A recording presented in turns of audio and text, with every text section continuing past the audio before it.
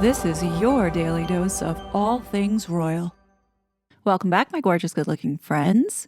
About a month ago, I did a video covering the whistleblower that exposed the CCDH, otherwise known as the Center for Countering Digital Hate, with Imran Ahmed. Now, in this video, I covered the expose that independent journalists Matt Taibbi and Paul Thacker talked about pertaining to whistleblower documents that expose not only the Labour Party, but CCDH's involvement with the Kamala Waltz campaign this election season. And in this video, I did point out not only were they interfering with this election cycle, but they had interfered with the election cycle in 2020, along with Harry and Meghan. Now, in these internal documents that had been leaked to the Disinformation Chronicles, it showed the group CCDH's plans in writing to kill Musk's Twitter while strengthening ties with the Biden-Harris administration and Democrats like Senator Amy Klobuchar, who already, that we know, introduced multiple bills to regulate online misinformation. Many of you are familiar with the KOSA bill. As a result of this bombshell expose, the very next day it was reported that the Trump group announced they would be launching a thorough investigation from all angles into this organization called the CCDH. They were furious to learn the new UK government had been involved with the Harris-Waltz campaign, as well as been involved with the Biden administration, providing strategies in combating misinformation, fighting hate speech, and climate denial, otherwise known as strategies pertaining to censoring Americans. Now, I've been saying since 2021 that we have a UK prince on US soil threatening our homeland by undermining our government, not only by interfering in the 2020 election, but also funding and supporting groups that are determined to tear down our First Amendment rights. In addition, I've been calling for Congress to subpoena Harry to Capitol Hill to answer for how he knew about January 6th and his involvement with the Sussex Squad terrorist organization and the collusion he had with Facebook, formerly known as Twitter, and YouTube, to silence and suppress any criticism of his bitch wife. Now, I'd like to point out, for what it's worth, that this video barely got any views, and I continue to keep seeing people saying that what I keep talking about is conspiracy. I mean, how much more fucking evidence do you need? Like, for example, Sandra Farrell, she says, "You're giving too much credit to Prince Harry. He's a moron and his wife is not bright." Or this one, which I suspect is a bot, because what is ButterQP2F?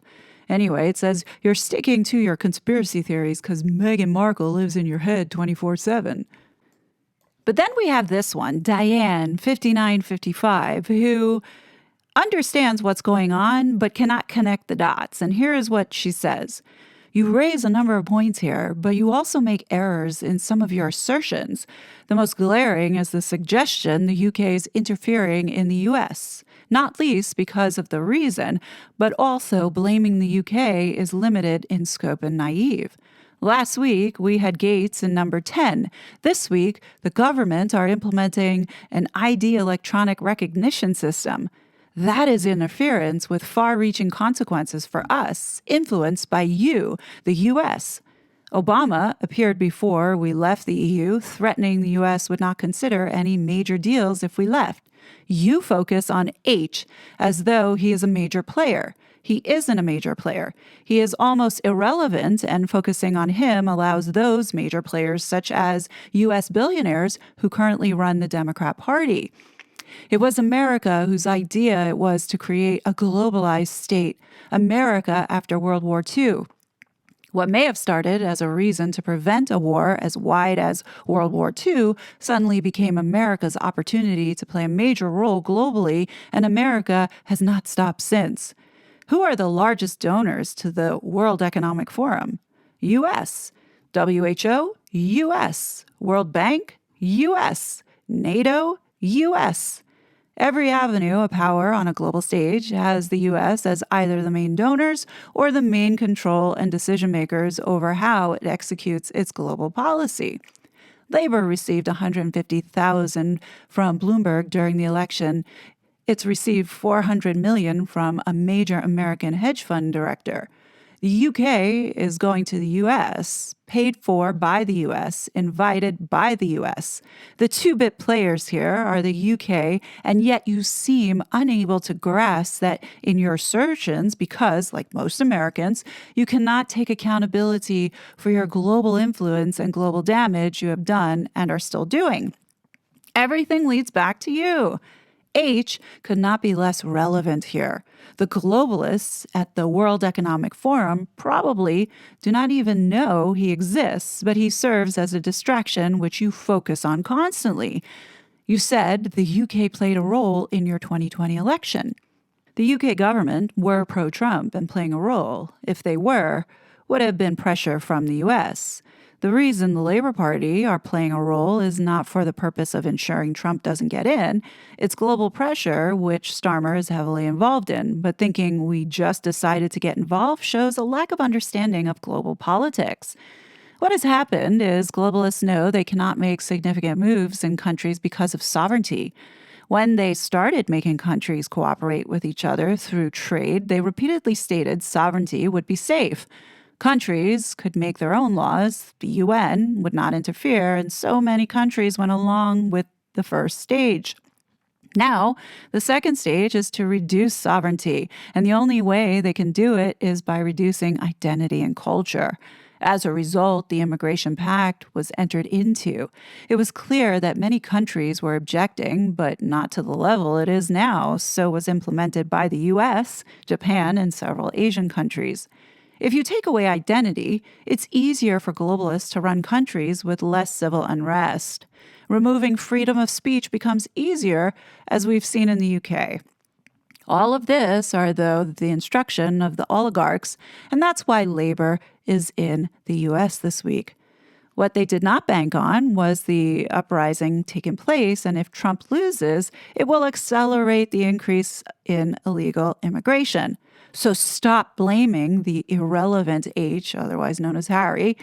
The UK and Online Safety Act is far bigger than that and far more dangerous. Giving H or Harry the credibility he does not deserve is childish and shows premature understanding of the elite globalization taking place all over Europe and parts of Asia. And it's you, the US, who are the perpetrators. We are suffering enough without you pushing BS theories about the UK playing a role. It's simply a lie.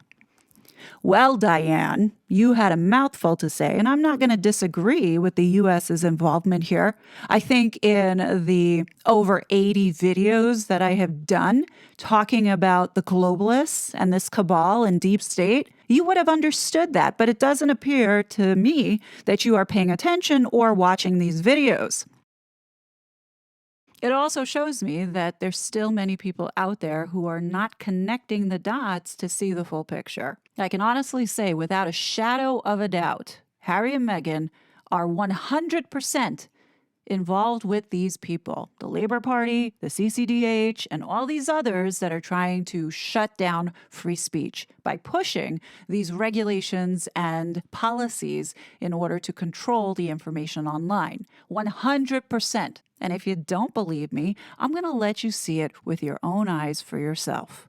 So going back to this article, Paul Thacker and Matt Taibbi were in receipt of a whole trove of documents that were leaked by someone or a whistleblower from the CCDH. In that trove of information was the portfolio planning monthly meeting notes, with CEO Imran Ahmed leading these planning sessions. As we'll see in a second, the goal of these monthly meetings was to focus on not only driving policy and regulation on curbing speech online, but also target Elon Musk in shutting down X. So we begin with, in this 31-page document, a meeting that happened on January 8th, 2024 this year. The month priorities was creating this climate report, anti-Semitism, next steps and plan, and EU mapping.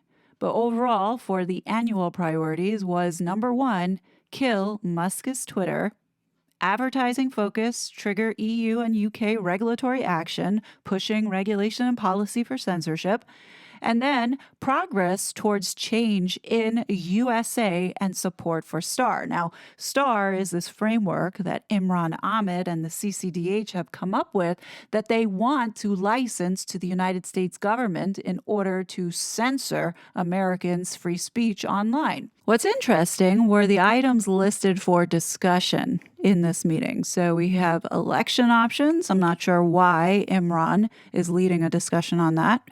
Then we have MSI project. Then Gavi roundtables. Now, Gavi pertains to that vaccine entity that Bill Gates is very much in support of. Then they have the STAR report and timeline, I'm guessing, on how they can push this in Congress. Then we see something peculiar here. Just one line, PSA Kids Guide, Parents Guide. No other explanation. Now, the next meeting happens on January 22nd, 2024 this year, with pretty much the same month and annual priorities listed. However, the items to be discussed is more information pertaining to this PSA/Kids Guide, Parents Guide. As it says here, understanding our limitations on doing a PSA, which is, I think, a public service announcement, as a 501c3 can be shocking and entertaining and not political. Not tell Congress to or Congress should be doing, because the value of the PSA is so high that would exceed our lobbying limits. Kids Guide. There's a lot of expertise out there on experts who guide parents on what to tell their kids about being online. What are we trying to do? Be experts? Be a landing page for PSA? And then it says here, meeting with Rick Cantor on how a PSA would work, his vision, less political and more a social issue like Sandy Hook. It then continues with additional notes by Imran saying, yes, there are many experts, but whether or not we have the right to speak on this, assume the answer is yes. There is a demand. Happy to consult experts, but needs to know when we can deliver. The audience is parents. And then it says here, is it a whole website? And Sarah Egan writes, 14th for delivery of PSA. It needs to be something new, not just a CCDH product. Audience, swing voting parents, moms. Stay with me, folks. You're going to see in a second why this information is important to understand. So now in the next meeting, there is a heavy emphasis and focus on this Parents Guide plan. As you can see here, this was dated on February 5th, 2024. So now we fast forward to March 5th, and the priority is to get this Parents Guide to the finish line. So all the work had been done in building out the storylines and concepts for this public service announcement and guide for parents and kids. So now guess who enters into the conversation? On page 14 of this whistleblower document is Archewell Public Charity, who was interested in seeing everything once complete. The website, the PSA, the content. So now you're starting to put two and two together, I hope, with the Archewell Public Charity and that parents network that had been launched out of nowhere. What follows next in the following meeting on March 18, 2024, is a review of the Parents Guide, including Archewell and its PKO experience with James Holt. And as you can see here, developing into what I believe is that Archewell Public Charity's Parents Network, coming out of these monthly meetings designed to not only swing mom voters, but also to censor and kill Elon Musk's Twitter. And as you can see, folks, Harry and Meghan very much involved with these various projects in order to take down free speech. So now after this meeting on March 18, 2024, there was one more meeting in this 31-page document that talks about this Parents Guide and website to be built. And in it, from April 3rd, 2024, the items for discussion included talking about a paid campaign using multiple channels, trying Spotify, as well as testing out this website. Not much else is discussed around it. But what do we have a few months later? A PSA, a website, resources, a guide for parents. So clearly, this is what was in the works and being discussed, all towards censoring people online.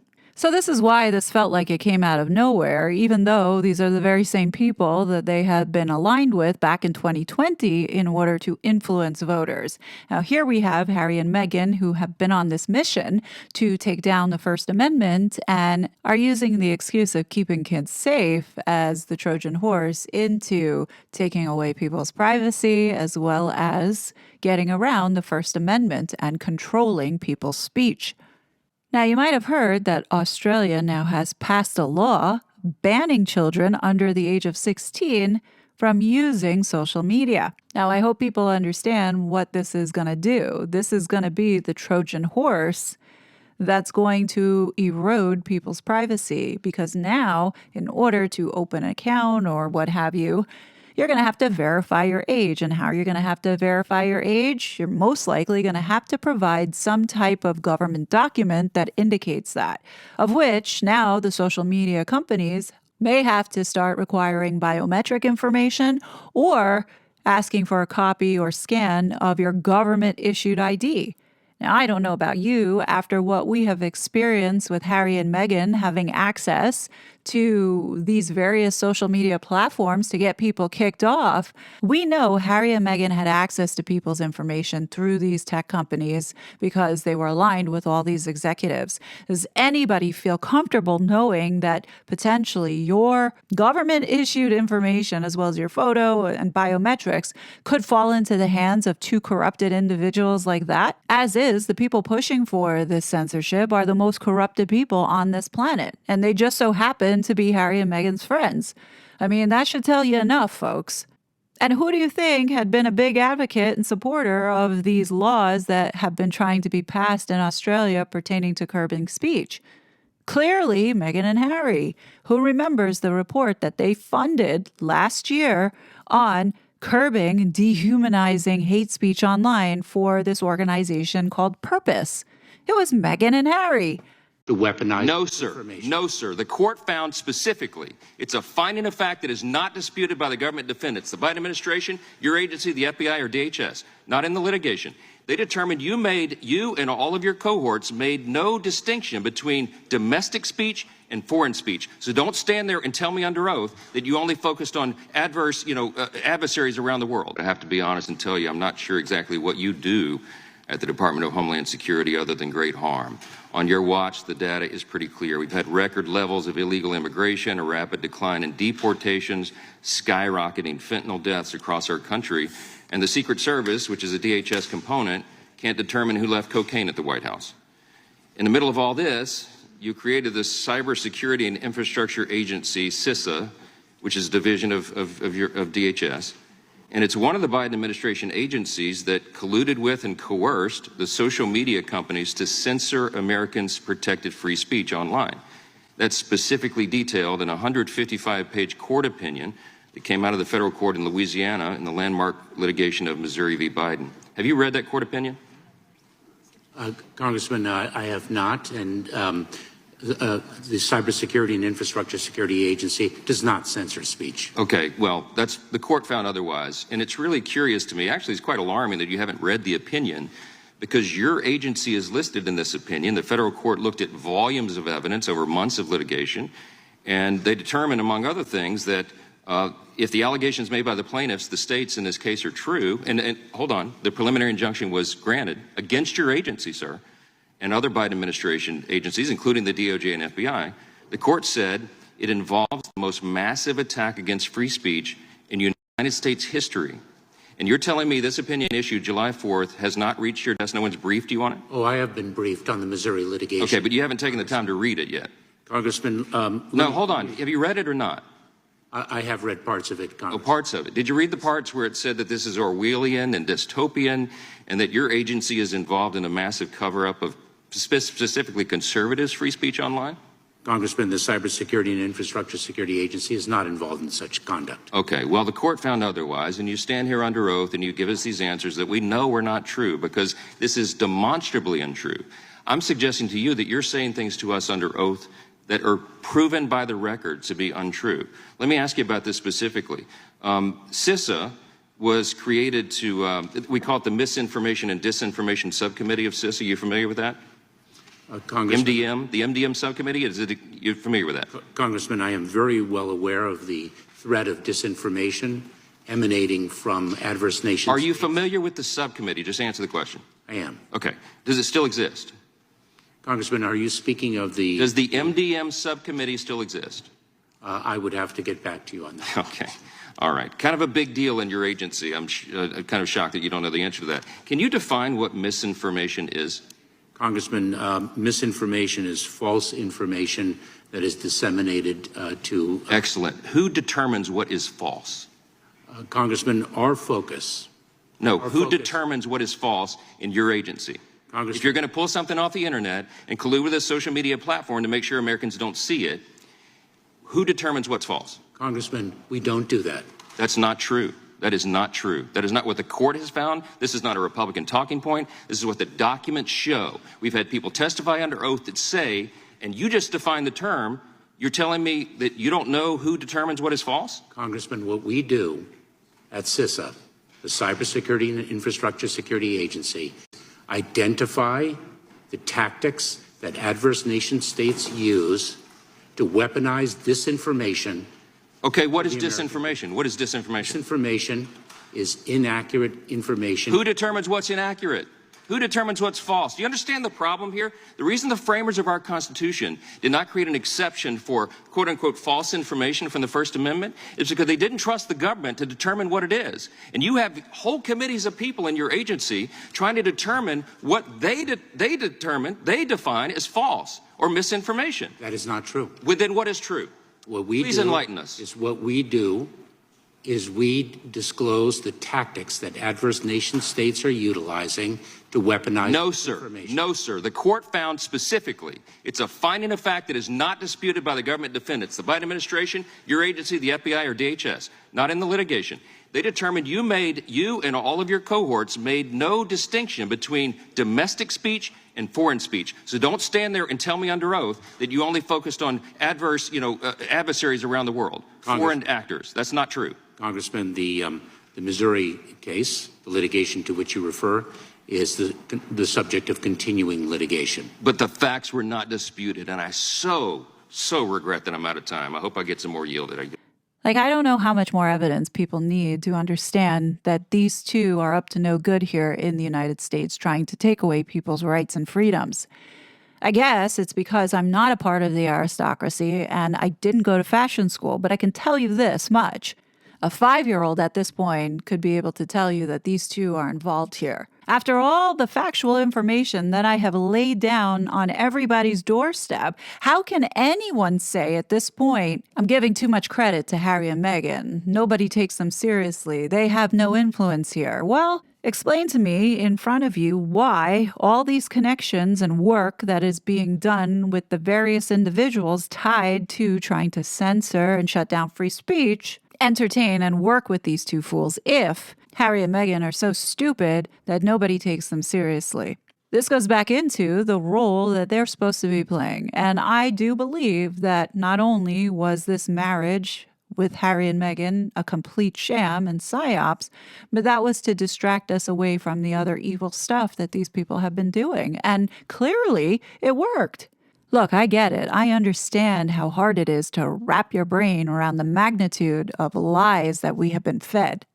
I think people need to start understanding that this UK prince understands that he is in a lot of trouble, especially if Donald Trump investigates now the CCDH and their involvement with the Biden administration, as well as supporting the Harris-Walz campaign. Now, if they look at all angles and they dig a little bit further, then they will see that the CCDH also played a significant role in the 2020 election along with Harry.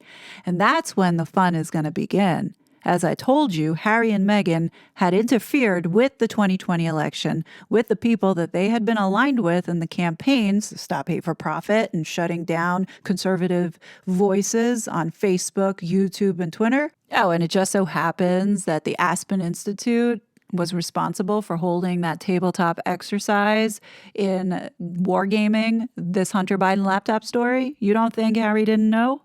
Just like how he knew about January 6th? Now, my gut instinct is telling me that all this PR that we're seeing coming out about Harry being homesick and wanting to go home because he misses his family and his friends and his royal life because that's the life he only has known, is to get back into the comforts and safety of being protected. He knows that if this gets out, he's in a lot of trouble. Now, I think everything that we're seeing Harry do over the last 2 months is really just for show. And this is his way of showing his pa that the only thing that he can do in this life with purpose is do his life of service as a royal. And I do believe that part of this is selling this on a global stage to show his father that, yes, he can carry out these duties and represent the crown in a respectable way because this is what his calling is. And now he knows. It didn't work out as a money-grubbing royal in California, so now he sort of has his tail between his legs, but he knows time is almost up for him here in the United States, and he needs to figure out how he's going to get protected again, because right now he's not when Trump takes office. But what do you guys think? If you like this video, please don't forget to hit that like button because it always helps the kid out. I do appreciate each and every one of you for choosing to spend your time here with me. As always, I will be back with more content, but until then, please be safe, and I will talk to you later. Bye! Such a fraud.